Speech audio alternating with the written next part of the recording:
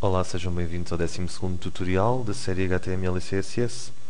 Falámos no último tutorial de tabelas, mais uma vez, e de títulos das tabelas e das colunas, assim como da fusão de colunas para tornar uma área maior. Vamos desta vez falar de outro atributo, que é o espaçamento exterior e interior das células da própria tabela. Para isso vamos pegar no nosso projeto, mais uma vez, como já estão habituados, e vamos tirar daqui este título da tabela, porque não há necessidade nenhuma e só vai confundir. Vamos tirar daqui isto e ficam só estas três rows que vocês já tinham, com nome, país e população, que é as características, e depois a seguir. Vamos adicionar mais uma característica. Em vez de ser população, vamos escrever aqui factos. Isto é para nós criarmos uma tabela maior para verem a capacidade que existe no HTML de aumentar ou diminuir espaços. Para isso vamos ter que aumentar correspondentemente colunas em baixo, ou seja, table datas. Aqui vamos escrever um facto, que eu já vou ver se invento algum. Não se inventam factos, investiga algum.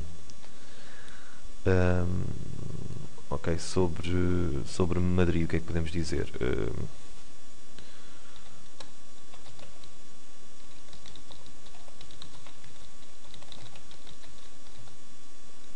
Em altitude é a capital mais alta da Europa.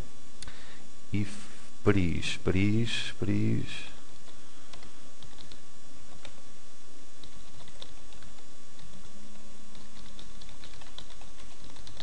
é a cidade mais visitada do mundo. Ok, estes são dois factos que eu já sabia. Não importa se são muito verdadeiros ou falsos, não interessa agora. Interessa é que podemos ver o nosso projeto a funcionar. Vamos então executar mais uma vez no nosso browser. E aqui temos uma tabela que já começa a ficar bastante comprida. E temos aqui a nossa coluna nova, onde estão os factos. Ok, então agora o que é que nos pode interessar? Podemos olhar para esta tabela e dizer assim, nós precisamos é que a tabela seja maior, tenha mais espaço para podermos ver as coisas melhor e não ser tão difícil de ler. Então como é que podemos alterar estas coisas? Podemos ir aos atributos, mais uma vez aos atributos da tabela. Então vamos passar aqui ao nosso projeto outra vez. Vamos aqui à nossa table, onde nós já alteramos um atributo que é o border.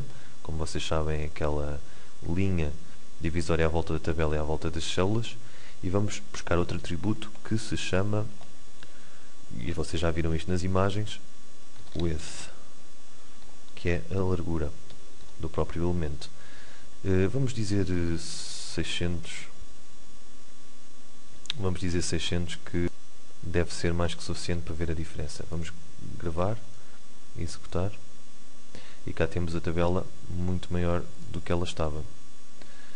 Isto são 600 pixels, como a gente já falou, que o número que se põe dentro dos atributos width or height é em pixels.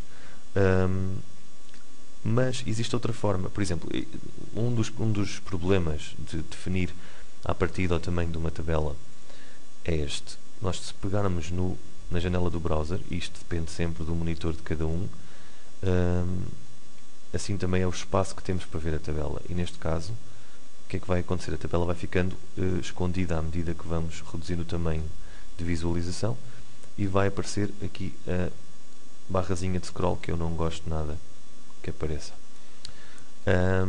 Como é que vocês podem contornar isto? É tornar a tabela, o tamanho da tabela, dinâmico, de acordo com o tamanho do browser ou da janela que está aberta. Como é que podem fazer isto? É muito simples, basta chegar aqui ao width e alterar um valor fixo, que é 600 pixels, ou qualquer outra medida, por um valor percentual. Neste caso 100%, significa 100% da área disponível para expandir. Se guardarmos e formos ver, vamos fazer aqui um refreshzinho, e cá está, a tabela ocupa todo o espaço, e se nós mexermos no espaço em que ela pode ser apresentada, ela mexe também dinamicamente, altera o seu tamanho. Se nós continuarmos a reduzir a tabela, é sempre visível, ela vai alterando em altura para poder encaixar os dados. mas é sempre possível ver a tabela toda sem ter de recorrer a scrolls. Ok, tendo falado deste atributo, vamos falar de outro atributo. Vamos pôr aqui, vamos tirar daqui o with, porque só vai confundir as coisas. Vamos falar de outro atributo das tabelas e um que é bastante usado, que é o padding. Não é padding, peço desculpa, é cell padding.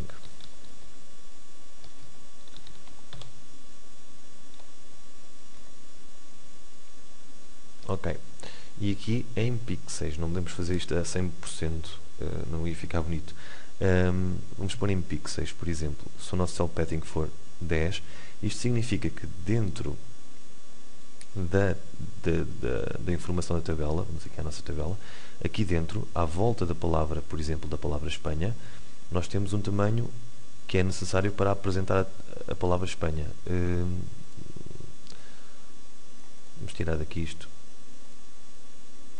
Ok, vamos mostrar como ela está agora. Pronto. Se nós não tivermos nada definido aqui como width ou height, não tivermos nenhum atributo de altura ou largura, a tabela vai ser, as células vão ser do tamanho necessário por coluna, do tamanho necessário à apresentação dos dados da célula com maior informação, neste caso população, adquire o tamanho necessário para apresentar população e o que está abaixo fica com o tamanho de cima. Neste caso aqui, país, não era preciso muito espaço, mas Espanha era a maior palavra, então iria assumir isso. Este espaçamento entre os dados e as bordas do próprio espaço da célula chama-se padding. E é esse atributo que nós íamos alterar, como tínhamos já escrito aqui. Vamos pôr aqui outra vez, cell padding. Vamos pôr de 10 para ver a diferença. E vamos fazer aqui, então, um refresh. Como veem, existem 10 pixels à volta da palavra Espanha e de todas as outras palavras, porque estamos a trabalhar diretamente na table, todos os elementos lá dentro. Então existe um padding de 10. Se vocês puserem um padding de 20, isto vai obviamente ir para o dobro. Ora, cá está, um padding de 20. Isto pode ser mais fácil de ver os dados, ou podem necessitar de que os dados tenham este espaçamento, por alguma razão, ficam a saber como funciona este atributo. Próximo atributo que eu queria falar, vamos tirar aqui o cell padding,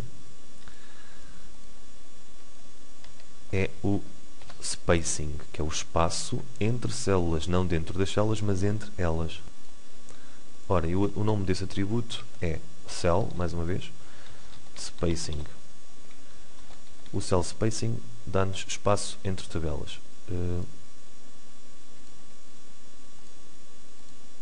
Vamos guardar e ver a nossa tabela sem nenhum cell spacing. Ou seja, não há espaço, as linhas continuam, parece uma linha dupla, as linhas continuam a estar onde estão, as células estão afastadas o que estavam no início, mas se nós pusermos em cell spacing 10, vamos ver a diferença. As células afastaram-se 10 pixels umas das outras, ficaram mais espaçadas. Se pusermos 20, obviamente será o dobro. Ora, cá está, tem o dobro do espaço. Isto pode dar jeito para poderem arrumar melhor a informação. E tal como o padding, o spacing também é usado para tornar mais fácil de ler a informação. Por este tutorial é tudo, espero que tenha sido útil. Não se esqueçam de subscrever o canal, comentar, partilhar com os amigos e blá blá blá, como eu costumo dizer em todos os vídeos.